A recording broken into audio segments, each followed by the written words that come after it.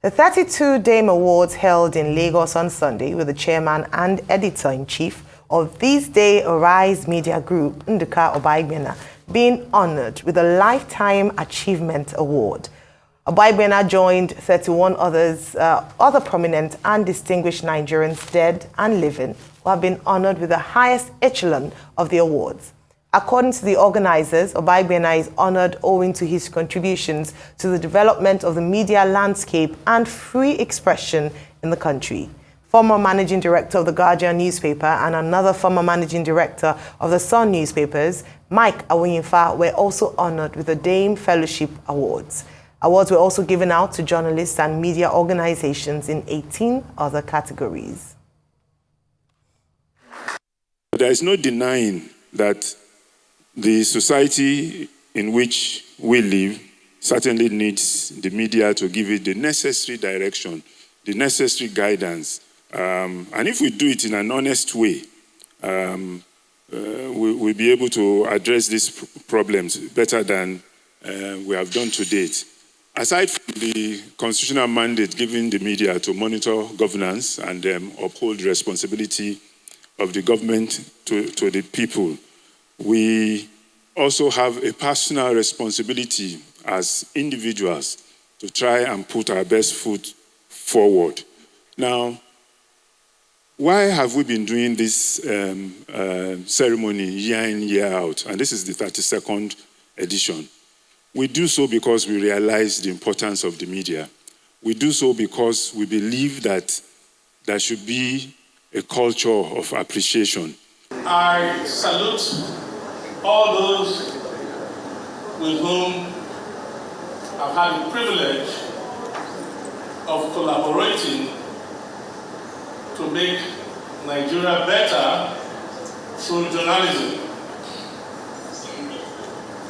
I remember registering as a journalist in 1978. As you have to register as a member of the NUJ, the then Secretary General Joe Obaigbena Benin. So this is 45 years after. I started as a cartoonist. Because I did creative arts, I've done everything in journalism. I've been a photographer, I've printed the pictures, I've designed the paper, I've done lithography, I've done everything. And to be a great journalist, you have to build sources. Without sources, your journalism cannot be strong. My journey, therefore, to building sources began in Ogun State. And may his soul rest in peace, the then PC Onabanjo, whom I learned on his feet. He was later to be our columnist at This Week, running the Ayekoto column. Through Bishop Onabanjo, I was able to get into the home of the Awolowos, with Chief Adebanjo and all the rest. And we built sources such that when Awolowo died, we were front and center in doing some of the best magazine this country had ever seen. I remember the cover of the Awolowo death. If not me, who? We wrote the story. Tunji Labna, Larry Doe, and co were stationed at Ikene. We took the pictures, covered the funeral on that Saturday afternoon, flew it to London on Nigeria Airways on Saturday night, printed on Sunday in St. Giles in London, flew it back on Nigeria Airways to Kakawa on Monday morning, and delivered some great journalism. Well, congratulations to the Duke of Owa Kingdom, and also, of course, the editor-in-chief, publisher of This Day Newspaper Group and Arise Media Group, Rufai. I mean, the Duke himself, Chairman, Congratulations to you, sir, for this. There are big implications, and I know where to come and get the implications. But like he said, you know, he's a man, probably one of the few people that have done it all in journalism. Yeah. The fact that I started as a cartoonist with a famous cartoon, Leke Leke, on the Observer back in the days. Then he also transited to working, you know, on features for top magazines around the world. Then he also now transited to starting up his own. And the boldness to start up at a very early age, that by telling himself that he could actually, you know, rejig, you know, his prospect by going ahead to starting up something great for himself, which was This Week, and which was, you know, the flagship.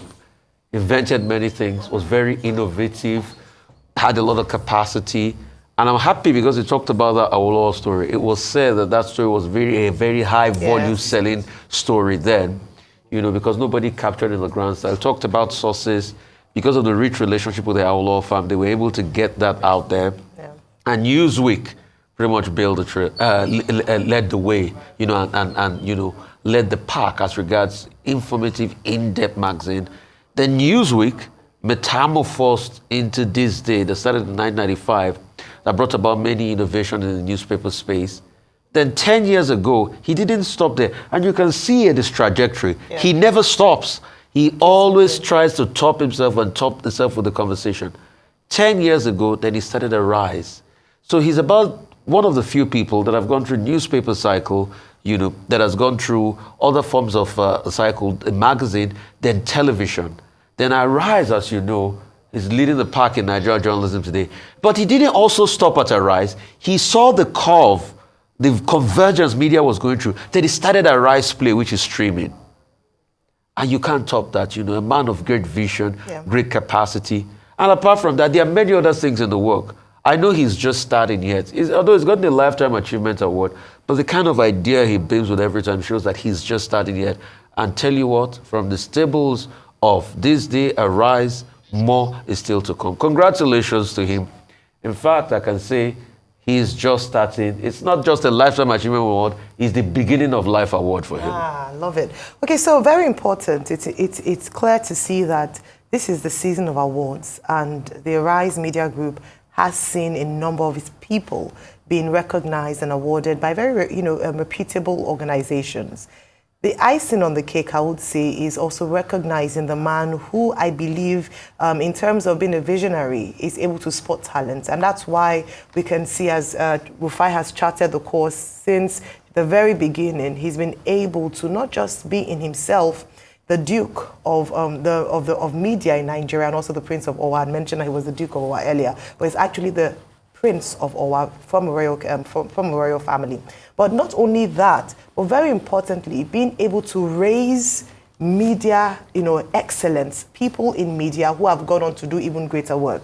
Last week, Dr. Bati had talked about a number of people who had gone through, shall I say, the school of Obaigbena to become media giants in their own rights. And so I think that's the hallmark of a great leader and the hallmark of a visionary, not just in his ability to produce excellence in the work that he does, but also in his ability to raise champions whilst doing that. And I think this is quite a fitting recognition for him. Last year, he was awarded in October 2022 by the President Muhammadu Buhari administration with the Commander of the Order of the Niger National Award. It's great to see people who have done great work over the years being recognized and honored in their own country. And I think this is celebration for us all, not just for Prince Nduka Obaigbena. And so, like Rufai mentioned, there shall be implications. I think we've already seen a taste of implications earlier this month. I shall not say more than that. But, more to come. Congratulations, Prince Nduka Obaigbena and the entire This Day Arise Media Group. Move on to our next story. The chair of the West African Regional Bloc and Nigeria's President Bola Tinubu says ECOWAS has agreed punitive measures against any member state that pursues an illegal change of government. ECOWAS heads of state also vowed to use force to dislodge the junta in Niger. Tinubu made the remark at a meeting of ECOWAS heads of state held in Abuja. Arise correspondent Punarimam Benjamin reports.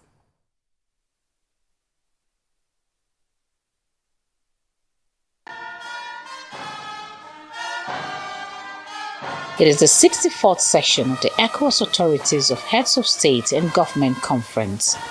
In attendance are 6 heads of state, vice presidents, and ministers from the sub-region. On the front burner are discussions on peace and security. Sustaining democracy is the main thrust of discussion here.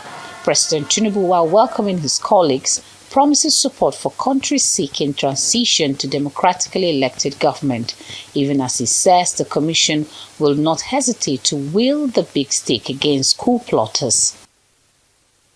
Allow me to emphasize that to further strengthen our regional democratic achievements and uphold the rights of our people to elect the leaders of their choice, the region agreed upon specific measures to be taken against any member state opting for unconstitutional change of government, while the imposition of punitive sanctions may pose challenges. It is important to underscore that the struggle to protect the fundamental liberties of our community, citizens, must be upheld and respected. President of Ecowas Commission Aliou Toure reports that after monitoring the implementation of the sanctions, some political actors and groups in the region have been misrepresenting issues to score cheap political points. Despite the successful application of the sanctions, we observed with concern some breaches of the sanctions, including massive movement of physical cash by individuals across the borders. Excellencies, regarding the countries under transition, after a moment of progress such as the referendum on a new constitution in Mali, the inauguration of some consultative committees and organs, we have noticed a near pause in the implementation of the agreed transition timetable for some time now. Since the decision of the extraordinary session of the authority in Addis Ababa in February 2023, the transition authorities have united in their stance to cease any collaboration with ECOWAS on the implementation of the agreed timetable. While the ECOWAS is grappling with these challenges, the AU is calling for an effective standby force to prevent further coups and political violence in the region. It is important that first, the commitment to invest more, along with AU and ECOWAS, to promote democracy, robust response, deepening democracy, and assuring collective security. 2, message is that we must together intensify collaboration, coordination, consultation to address the prevalence of unconstitutional changes of government, terrorism, violent extremism. This meeting is coming at a time when the region is plagued by coups and attempted coups, posing serious security threats to democratic government in the sub-region. Then there is the challenge of poverty. Until these challenges are resolved by the leadership, life may continue to be difficult for the people in the sub-region. Punaraman Benjamin, Arise News. Right, Rufai, ECOWAS has met again, especially with regards to the Nigerian coup. It's still on the front burner, which is quite important. Let's talk about that. So a couple of things. ECOWAS has met again. It's obvious now that they said they'll start dialing down as regards sanctions on Niger.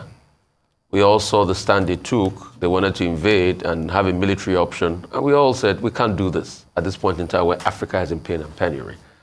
Nigeria leads the way in ECOWAS. And the chairmanship, yes, due to Nigeria, because out of the over 15 countries in ECOWAS, collective GDP over $760 billion, Nigeria has over 400 billion. So Nigeria has like close to half of the GDP of ECOWAS. And we wield a lot of influence. Almost everything that is done, it will have been Nigeria that will have bought the brunt. So, yes, but how should we deal with this going forward? We should be tough on our leaders. We don't know what is going on in Guinea-Bissau. There's been a lot of talk attempted coup. Sierra Leone, the former president, Enes Baikoroma, has been investigated by the police. He's currently talking to the authorities in Sierra Leone. We've had 2 more coups since the time of Niger.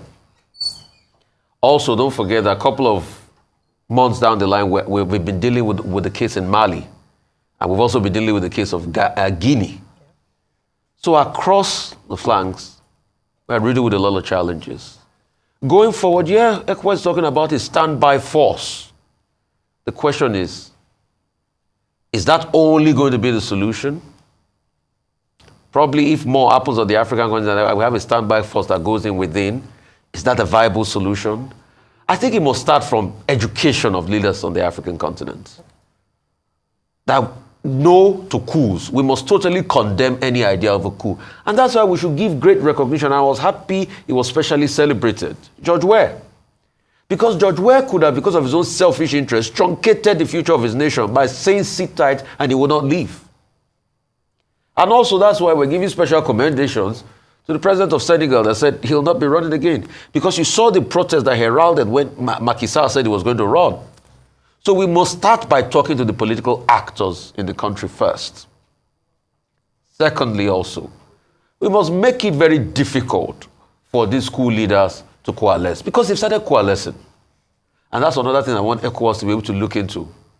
You saw the other day, Mali, Niger, sort of like having an alliance on many things.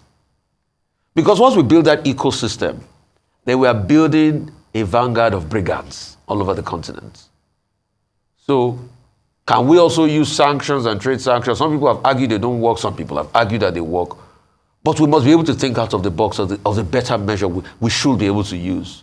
Because this must not continue on the African continent. Because this stunts growth and development.